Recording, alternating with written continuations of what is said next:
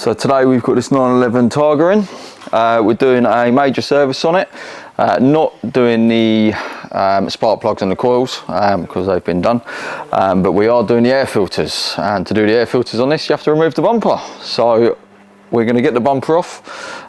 It involves taking the rear lights out, bumper off, changing the air filters, and then obviously replacing.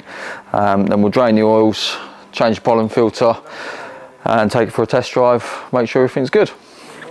So what I will do is I'll start removing this.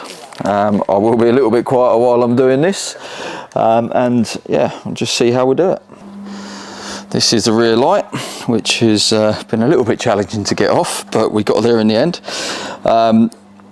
Obviously when you take these off, you just have to inspect the pins, make sure there's no water ingress, make sure everything's good, and just have a good look around them, and then put them somewhere you're not going to stand on them, because they are very easy to break if you do stand on them, as I've experienced in the past.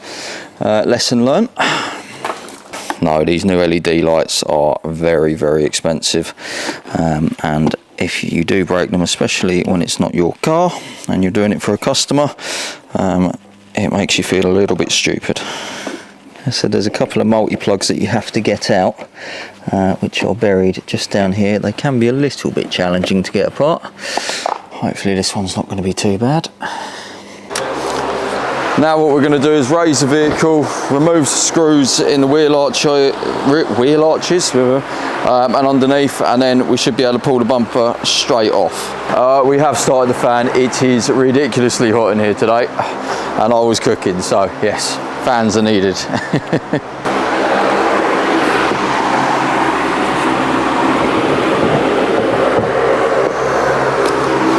And that's how they come off. And there's your air filters.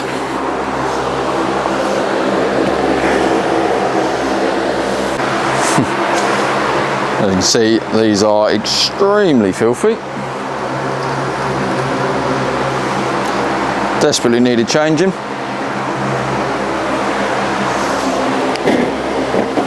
Right now we've already replaced the filters. I'm leaving that apart just for a minute. I'm going to take the oil filter out, let all the oil in the oil filter drain down, and then we'll drain the engine, put a new filter in it, and fill it back up, put it back on, and then take it for a test drive. Just giving myself access to be able to get to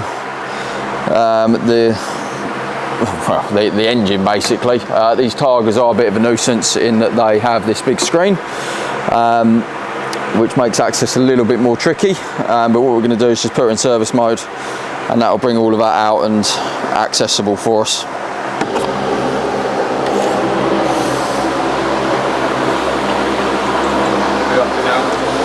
Just about to remove the oil filter.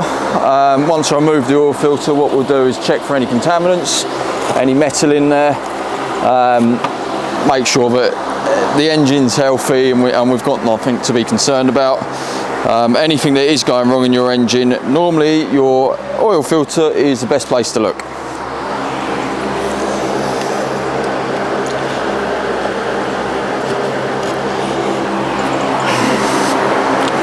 So what we do here is just have a look in between the fins, as always. Just make sure there's no shiny metal in there, no contaminants that we don't want in there. And this one seems in really good condition actually. This would probably be okay to stay in the vehicle, but obviously service time is due, so we'll change it. Yes, you will always get some shards of metal in there. Yeah, because as engines get older, and the reason engines wear out essentially is because they're breaking themselves over time. Engines internally are just metal, so you're going to find metal shards in there, whether that be because it's a new engine, you get more metal shards, whether it be because you've not changed the oil in a while, or just normal wear and tear, but you will always find metal in the engine. One thing to remember is always do the seals as well. Again, personal experience, I managed to forget to change one of these once as the last car of the day, many years ago, and I had to go out and save them because their car started leaking oil halfway home, and lots of it.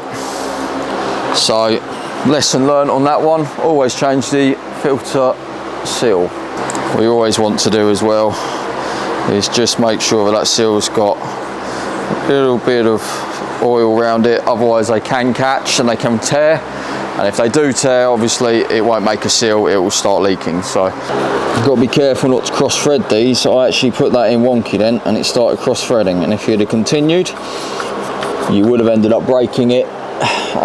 Being a plastic housing, that then causes you massive problems. You have to wait for a new cap to come in, and they very rarely stock them, so that's put your ramp out of commission for the day. So this goes to 25 Newton meters, which I'll talk up in a little while.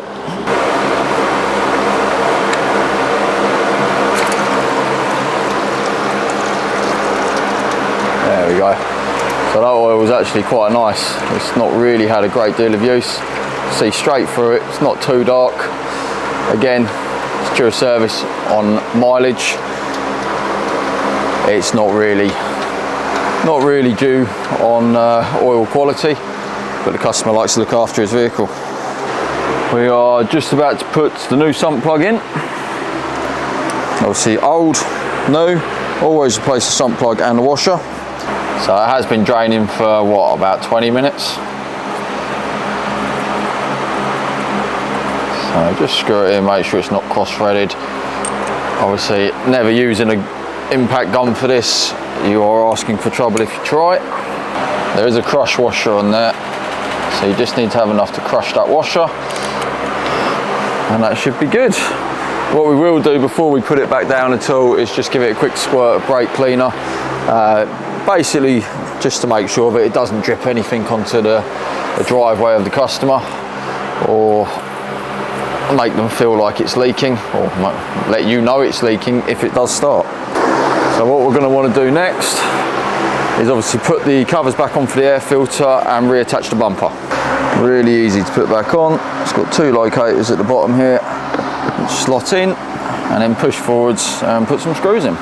Again, this is going into plastic threads, so you have to be very careful not to over tighten them.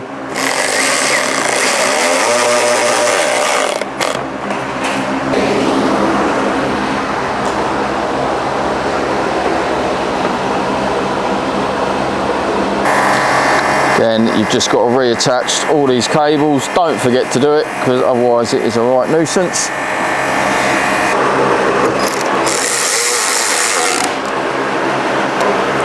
To put the spoiler back down so I can access the engine bay. Obviously put all this back together. That is us then done that end of it. We'll then go through all the mechanisms, make sure they're all greased up, work our way forwards to the roof, and then lastly we'll go into the boot and make sure that the pollen filter's done and all the mechanisms in there are fine. So we've just finished greasing up all the roof joints, put everything back and some oil in. Now what I'm just doing is getting the pollen filter out. As we mentioned earlier, this is at the front of the vehicle, and that is just under this cover.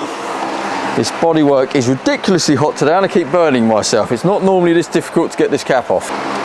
So this is literally just that and slides out. I mean, see the dust that comes out of that, definitely needed changing. This one's actually a man filter. We haven't gone for Porsche on this one, but man filters are known for their quality. Some people say more than OEEs, so I've got no problems using that at all. So as you can see, new filter in, just give it a bit tap, put these clips down, and they will all go in the right position. And lastly but not least, we'll just put a little bit of screen wash in there just to make sure that the customer comes away, no lights are going to come on up the road, and they can come away feeling like they've got a good service. Literally just checking that the sump plug is sealed. We're not getting any leaks come out after I've topped it up with oil. I did the health check earlier. Your brakes are 40% on the rears, 60% on the front. There's no movement or anything to be concerned about in the rear linkages nor the front linkages. Customer actually, he looks after it really nicely. It wants for nothing. All your tyres are over 6mm. I think this one's even still got some bobbles going around the edge of it, and the front ones are nearly 8mm. They are literally just been put on. So what we do is just do that report, send it to the customer, just so he's got a bit of peace of mind that his vehicle is up to scratch. Again, this customer really does look after his vehicle, so I'm sure he knows. But what I'll do now is I'll put this down on the floor, we'll take it out, top the screen wash up, and then we'll take it for a quick drive and give it a test run and see how we get on. When I'm test driving, what I end up doing is, the track that we actually have going up to the workshop is quite rough, so you're looking for any knocks, any bangs, getting a feel, see if the steering wheel's central, seeing if it's trying to pull you off the road, making sure your brakes work, she revs up cleanly, and engine notes, just making sure that it's how you would expect the car to be.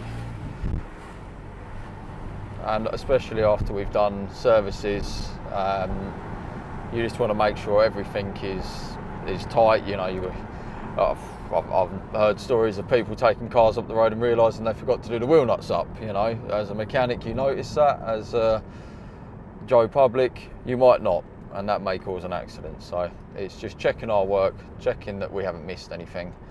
Yeah. And this one sounds all good? At the moment, yeah, sounds absolutely fine. What I'm doing at the minute is just going for a quick drive just to make sure that the oil comes up, in order to measure the oil level. I've yet to have one that's actually wrong, but you know, we have to check these things as we go, and just check that it's running correctly, like I say. So just on the way back, there's nothing I've noticed which is cause for any concern. Like I say, it's a really looked after vehicle. I don't think I'd have had any worries about not test driving this from what we've seen anyway, other than to check our own work again. Aircon's working, all the roof's working, there's no knocks, no bangs, she drives in a straight line, you go through the gears, she's absolutely fine, and then when you want to, you can go through the rev range, and there's no coughing or spluttering, so your coils are good, your spark plugs are good. Yeah, we'll take her back, call the customer, and she'll be collected or we'll drop her back.